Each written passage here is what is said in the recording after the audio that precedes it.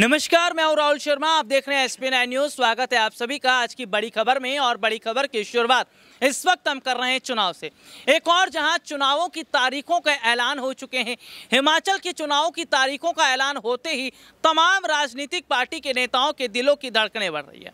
लेकिन इन सब में जिक्र करें कांग्रेस पार्टी का, तो जो 5 राज्य के कांग्रेस जो चुनाव हार गई, 5 राज्यों में जिस तरह कांग्रेस पार्टी का सुपड़ा साफ हुआ, पंजाब तक नहीं बचा पाई, क्या उसकी भरपाई गुजरात और हिमाचल से कर पाएगी? और सबसे बड़ा सवाल ये रहेगा कि कांग्रेस पार्टी अपने स्टार प्रचारकों की सूची में अशोक गहलोत जैसे बड़े नाम को शामिल करेगी। देखिए, अशोक गहलोत और पायलट जो वर्सेस हम लड़ाई देख रहे थे राजस्थान में, वो काफ़ी हद तक देखने को मिली है। क्या गहलोत का नाम स्टार प्रचारक की सूची में होगा?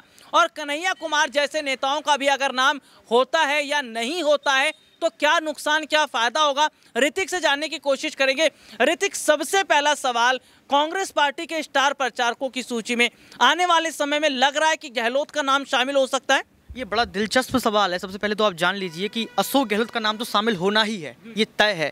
लेकिन आपने अभी कहा था कन्हैया कुमार, तो कन्हैया कुमार का जो नाम है उपद्रवी में गिना जाता है कि मतलब ये कुछ भी बोल देते हैं, ये देखते नहीं है कि हमें चुनाव जीतना है, ये आन बान शान पे आ जाते हैं अपनी। तो इस वजह से अगर देखा जाए तो कन्हैया कुमार को शामिल नहीं किया जा सकता, लेकिन अशोक गहलोत को बिल्कुल किया जा सकता है। क्योंकि अशोक गहलोत का जो प्रदर्शन पहले राजस्थान में रहा है, उसको देखते हुए उनकी जो भाषा है वो बिल्कुल संप्रेषणीय है। लगता है कि उससे जनता जरूर खींचेगी और आकर्षित चुनाव देखने को मिलेगा। तो बिल्कुल ये तय है कि अशोक गहलोत का नाम तो होना ही है। लेकिन ऋतिक, राजस्थान में काफ़ी समय से हम देख रहे थे कि पायलट वर्सेस गहलोत की लड़ाई चल रही थी और बहुत बड़े हद तक गहलोत को नुकसान का सामना भी उठाना पड़ा, क्योंकि सोनिया गांधी के खिलाफ चले गए। अध्यक्ष पद तो हाथ से निकला, ऐसे में माना जा रहा है कि शायद CM कुर्सी भी निकल जाएगी। क्या उन चीज़ों का भी ध्यान आने वाले समय के चुनावों में रखा जाएगा? कांग्रेस रख रही है स्टार प्रचारक की लिस्ट में कौन कौन से ऐसे बड़े नाम हैं जिनको रखा जा सकता है, और उन नाम के रहने से कितना बड़ा फर्क चुनावों पर पड़ेगा? देखो, आपने कहा कि जैसे अशोक गहलोत का आपने नाम लिया, तो अशोक गहलोत का नाम होना ही है, ये तय है। मैं बार बार बोल रहा हूँ। लेकिन आपने कहा स्टार प्रचारकों में, तो स्टार प्रचारकों में अगर राजीव शुक्ला जो कि बीजेपी में शामिल हो सकते हैं, ऐसे सूत्रों से खबर मिल रही है, अगर राजीव शुक्ला सामने आते हैं तो एक बड़ा नाम हो सकता है मेरे हिसाब से। क्योंकि आपने कहा कि लड़ाइयाँ चलती हैं, तो पार्टी का ये राजनीति है और विशुद्ध राजनीति की दास्तान में ये तय है कि नेता चाहते हैं कि मुझे बड़ा पद मिले, मुझे बड़ी कुर्सी मिले। तो इस वजह से अगर पायलट और गहलोत में लड़ाइयाँ चल रही हैं और पद उनका जाता है तो ये कोई बड़ी बात नहीं है, राजनीति में होता रहता है। लेकिन उनका पूरा जो उद्देश्य है वो चुनाव जीतना है। क्योंकि आपने देखा होगा कि किस तरीके से अभी जो कांग्रेस पार्टी यूपी के चुनाव में साफ हो गई थी, तो वो चाहते हैं कि उनकी छवि जो है, उनका जो पद है वो बना रहे। तो इस वजह से स्टार प्रचारकों में अशोक गहलोत का होना तय है, सचिन पायलट का होना तय है, और इसके साथ साथ हो सकता है कि राजीव शुक्ला भी इसमें शामिल हों। अच्छा ऋतिक, कांग्रेस पार्टी के मुद्दे क्या होंगे गुजरात में, हिमाचल में?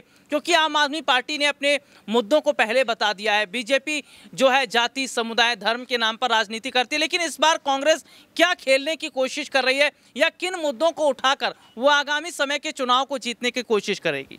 देखो, ये आमतौर पर देखा जा सकता है कि अधिकतर जो नेता होते हैं, जो पार्टियां होती हैं, वो अधिकतर शिक्षा, स्वास्थ्य, इनको लेके चुनाव लड़ती हैं। लेकिन कांग्रेस पार्टी पिछले कई दशकों से सीक्रेट प्लान करती चली आई है। उनके सीक्रेट प्लान होते हैं। अभी उन्होंने उत्तर प्रदेश चुनाव में आपने देखा होगा कि बेटी हैं, लड़ सकते हैं, इस तरीके की रैलियां निकाली। तो हो सकता है उनके सीक्रेट प्लान, उनकी रैलियों में ये पता चल जाए कि वो किन मुद्दों पर इस बार चुनाव लड़ने वाले हैं। तो ये तो रैलियाँ तय करेंगी, उनके भाषण तय करेंगे कि उनके मुद्दे आखिर हो क्या सकते हैं। शिक्षा और स्वास्थ्य सबसे बड़ा मुद्दा है। हो सकता है इस बार वो भर्तियों पर काम करें, रोजगार पर।